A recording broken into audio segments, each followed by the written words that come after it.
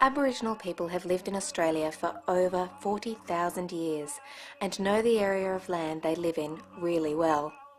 They know all the hills, rivers and rocks, and they have beliefs in how these things were made.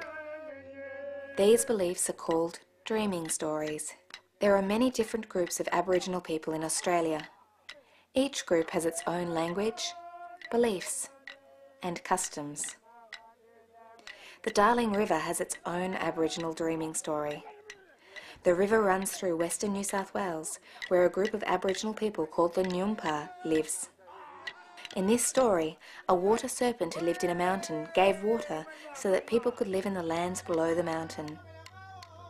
A cod and a mudlark dragged the water through these lands, making a river that people could live next to.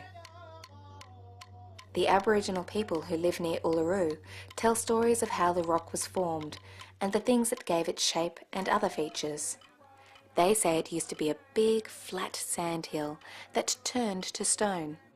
Dreaming spirits and ancestors helped to create the caves, springs, shapes, and markings around the rock.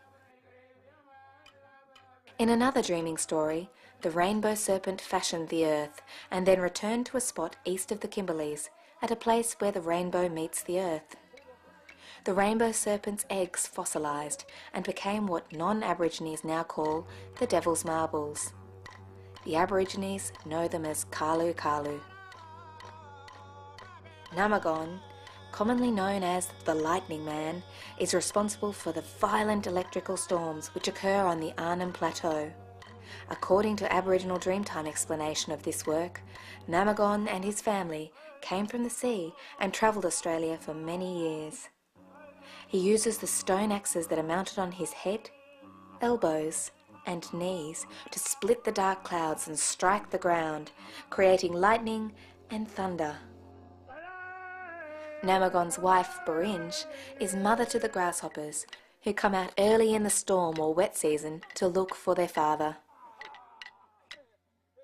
The McDonnell Ranges in Alice Springs is home to Jessie Gap and Emily Gap, which has some interesting Aboriginal paintings. Both gaps are important spiritual sites to the Aboriginal people.